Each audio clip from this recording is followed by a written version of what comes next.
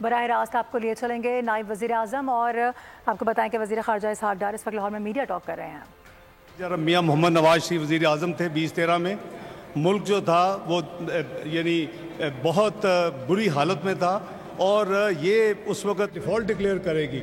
اللہ کے فضل و کرم سے میاں نواز شریف صاحب کی قیادت میں صرف 3 سال کے قلیل عرصہ میں 2016 تک پاکستان دنیا کی 24ویں بڑی معیشت بن چکا تھا، اور تمام مہنگائی کتنی تھی 2%، اور جنرل مہنگائی کتنی تھی 3.6%، اور ترقی کا رفتار پہیہ کیا تھا 6%، شرح منافع کے لیے میں سود کا لفظ استعمال نہیں کرتا، وہ 5.25%۔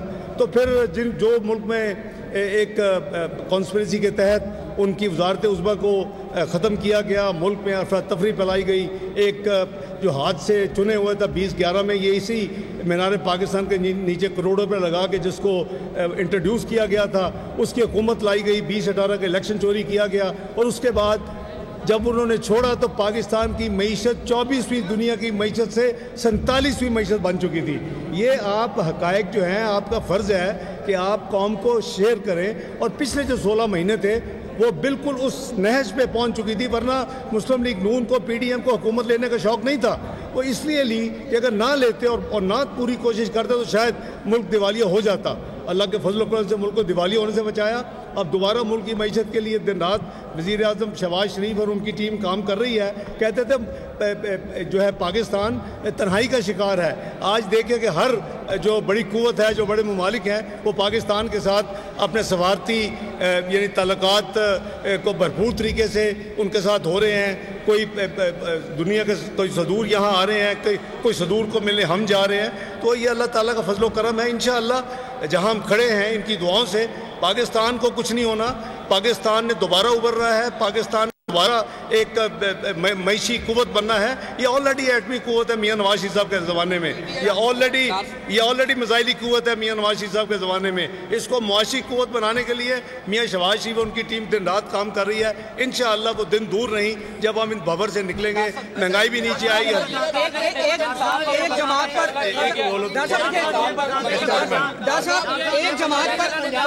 یار 2 سوال کر چکا ہے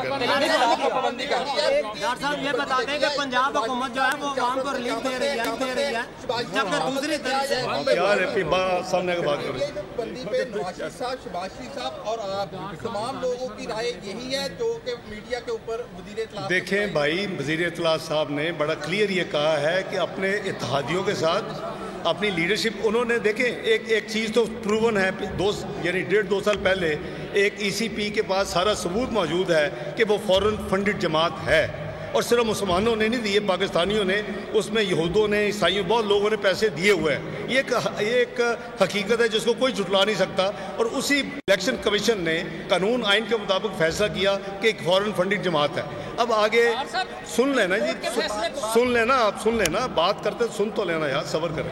اب بات یہ ہے کہ یہ فیصلہ جو ہے وہ آبویسلی لیڈرشپ کے پہلے اس کو دیکھے گی، جو وزیر اطلاعات نے کہا ہے، اس کے بعد جو ہمارے اتحادی ہیں ان سے مشورہ ہوگا، اور قانون آئین کے تحت ہوگا۔ یہاں جو قانون آئین کے خلاف جو فیصلے ہوتے ہیں سیاسی، ویسا کوئی فیصلہ نہیں ہوگا، انشاءاللہ قانون آئین کے تحت فیصلہ ہوگا۔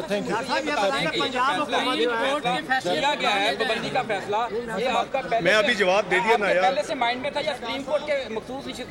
میں نے جواب دے دیا نا بھائی، جواب دے دیا، ابھی فیصلہ ہوا نہیں، آپ پہلے پوچھ رہے ہیں یار۔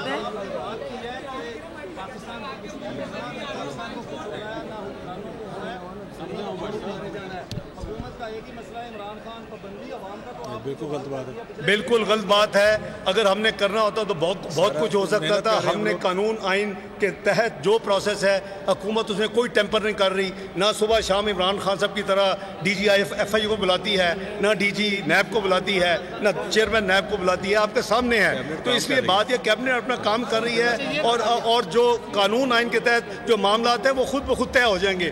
اب بات یہ ہے کہ آپ یہ ضرور سوچیں کہ ملک کی سلامتی ہمیں سب سے زیادہ عزیز ہونی چاہیے۔ پاکستان سب سے پہلے ہونا چاہیے، میں ہوں یا کوئی اور ہو، اگر وہ پاکستان کی سلامتی کے خلاف کو کام کرتا ہے تو وہ ہمیں قابل قبول نہیں ہے. اس کے علاوہ سیاسی مفاہمت ہو سکتی ہے. میں ساری زندگی مفاہمت کرتا رہا ہوں. اسی پی ٹی اے کے دھرنے میں نے میاں نواز شریف صاحب کی اجازت اور ان کے ڈائریکشن پہ ان سے بات چیت کر کے اٹھائے, تو یہ بات نہیں ہے. لیکن 9 مئی کا واقعہ قابل قبول نہیں ہے, اور جو اس میں ملوث ہیں جو بھی ہیں قانون آئین کے بنا ان کو سزا ہونی چاہیے. بہت شکریہ. السلام جی, خدا حافظ جی, بہت شکریہ جناب. لاہور میں نائب وزیر اعظم اسحاق ڈار میڈیا سے گفتگو کر رہے تھے. انہوں نے کہا کہ ملک کی باغ دوڑ نہ سنبھالتے تو ملک ڈیفالٹ کر جاتا. ای سی پی کے پاس پی ٹی آئی کی فارن فنڈنگ کے تمام شواہد موجود ہیں. نون لیگ اور پی ڈی ایم کو حکومت میں آنے کا شوق نہیں تھا. پاکستان سب سے پہلے ہونا چاہیے. لاہور میں نائب وزیر اعظم اسحاق ڈار میڈیا سے گفتگو کر رہے تھے. انہوں نے کہا کہ ملک کی باغ دوڑ نہ سنبھالتے تو ملک ڈیفالٹ کر جاتا. ای سی پی کے پاس پی ٹی آئی کی فارن فنڈنگ کے تمام شواہد موجود ہیں. نون لیگ اور پی ڈی ایم کو حکومت میں آنے کا شوق نہیں تھا. پاکستان سب سے پہلے ہونا چاہیے. 2013 میں حالات بہت خراب تھے. میاں نواز شریف نے مہنگائی کی شرح کم کر کے معیشت کو پروان چڑھایا. انہوں نے کہا کہ 2018 کا الیکشن چوری کیا گیا لیکن اس پر کوئی بات نہیں کرتا, جس کے بعد معیشت کا بیڑا غرق ہوا اور وہ ہم آج تک بھگت رہے ہیں. ہم حکومت نہ لیتے تو ملک دیوالیہ ہو جاتا. آج ہم اپنے سر پر کھڑے ہو کر لوگوں کے ساتھ کام کر رہے ہیں. لوگوں کے سر پر کھڑے ہو کر کوشش کرتے ہیں کہ مہنگائی کو کم کریں اور معیشت کو پروان چڑھائیں. سبسکرائب کریں اور بیل دبائیں تاکہ کوئی خبر رہ نہ جائے.